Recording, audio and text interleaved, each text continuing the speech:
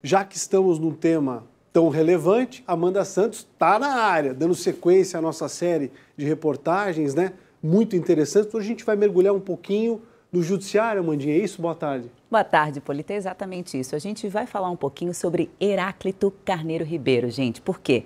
Porque ele foi o único presidente do Tribunal de Justiça em 133 anos de existência. Agora, só estou dando spoiler, porque a gente vai conhecer um pouquinho da história desse homem emblemático, negro, e que é um dos nossos homenageados na série de reportagens Afrofuturismo. Rodou!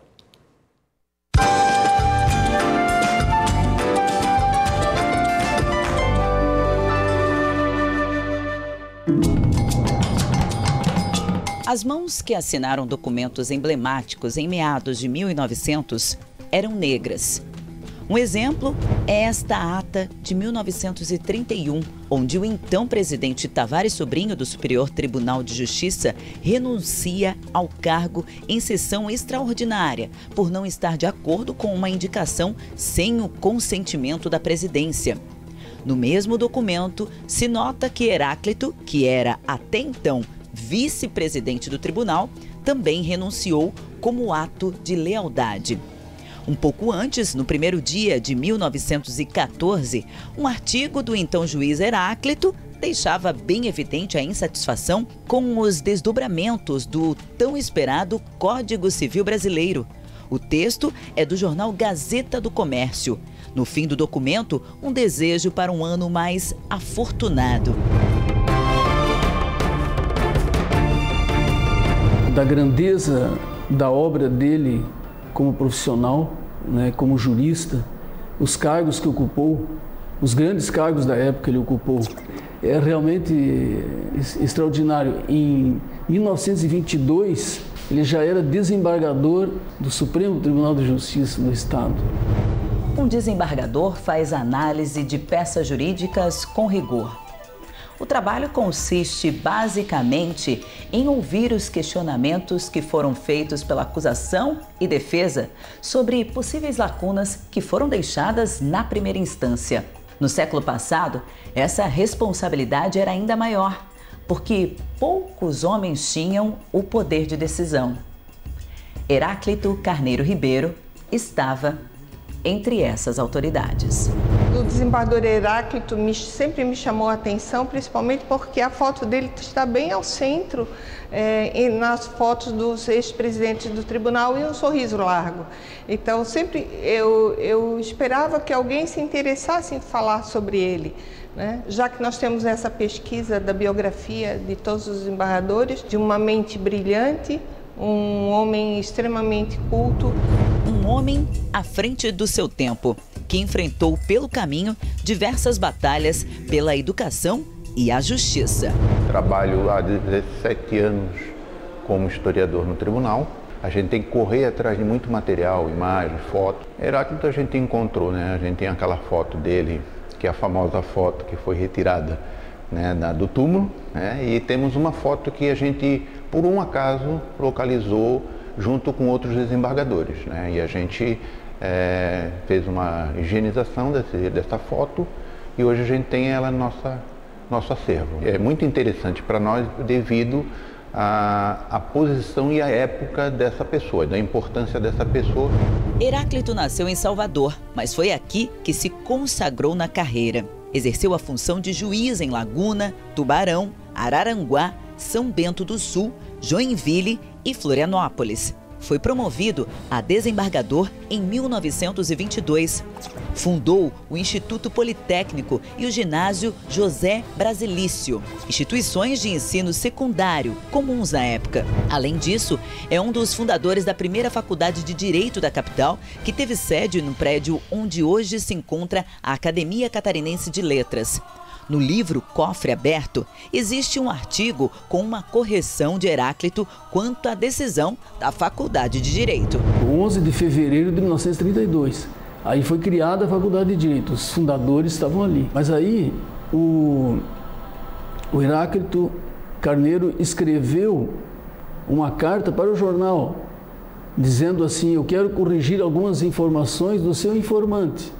Porque há omissão na ata, porque foi discutido e teve o meu voto e de um ilustre juiz, que eu acho que foi Érico Torres, que votaram no sentido de que não fosse um curso autônomo, mas que ele integrasse o Centro Politécnico, porque ali a nova faculdade já teria prédio, sala de aula, biblioteca, tudo. O Tribunal de Justiça fica no centro de Florianópolis, no entorno da Praça dos Três Poderes. Por aqui, passam cerca de 1.600 pessoas por dia. Obrigada. Bem na entrada, saudando todos que passam por aqui, estão todos os presidentes. Heráclito Carneiro Ribeiro está aqui, no centro, isolado, o único desembargador negro a presidir em 133 anos o Poder Judiciário. Muito interessante nós termos um desembargador de pele de cor negra, e isso era comum à época, porque os desembargadores, os primeiros desembargadores, os primeiros magistrados a virem para Santa Catarina vieram do Nordeste. Esses tempos eu estava falando na Academia Catarinense de Letras, eu disse, está cheio de personagens, personalidades fotografadas aqui, há muitos quadros, né? Tem 2 quebrados e nessa lista toda existem 2 negros. Eu pergunto para os senhores, quais são os 2 quadros quebrados? É o de Cruz de Souza e Gustavo Lacerda. Então, pode ser uma coincidência, né? Mas é uma coincidência assim que chama atenção, né? Parece que a sociedade ela só valoriza alguns aspectos e outros são apagados. Atualmente, em todo o estado, apenas 3 juízes e 1 desembargador se autodeclaram negros. Em 2014, o Salão do Tribunal do Júri recebeu o nome de um deles, uma homenagem ao juiz de direito Vilmar Cardoso, que morreu precocemente, 1 ano antes. Não existe outro. Eu tinha um colega magistrado, Vilmar, que faleceu muito moço e era negro também. Mas durante esse período de 86 para cá, só eu e Vilmar. Eu não vejo razão alguma para que uma pessoa considere outra melhor ou pior por causa da cor da pele. Penso que o que nos importa é a essência da vida e que todos poderíamos ter uma vida muito melhor do que temos hoje em razão desses preconceitos. Hoje o curso de Direito está em fase de transição para ações afirmativas, assim como a Universidade Federal de Santa Catarina, que vem implementando práticas inclusivas. A começar pela diretoria, que é presidida por uma mulher. Heráclito ele é fundamental, porque acho que as pessoas precisam se enxergar também nessas figuras negras, né, que tiveram um papel tão importante para o ensino jurídico. Então, no ano passado, em novembro, nós criamos um comitê, né, que é um comitê de promoção da igualdade, também que trabalha a questão da cultura da paz, do combate à violência e aos direitos humanos. Isso é fundamental, tanto para a democratização do nosso espaço, né, e para que a gente consiga, né, com a luta que nós temos instalada hoje, caminhar aí para uma universidade que seja efetivamente plural, que seja efetivamente democrática, que seja efetivamente inclusiva. Uma autoridade que tinha a genialidade no gene. O pai, Ernesto Carneiro Ribeiro, foi um médico, filósofo e referência nacional como educador brasileiro. Ficou conhecido pela polêmica mantida com o ex-aluno Rui Barbosa, por conta da revisão ortográfica do Código Civil Brasileiro. Heráclito tinha justiça na veia. O desembargador Heráclito, que veio da Bahia, era já filho de uma figura muito famosa, o pai dele, Ernesto Carneiro Ribeiro. Então fica aí mais um intelectual negro de grande relevância para o nosso estado e relevância para o nosso país. Ele está isolado na história, mas não está só.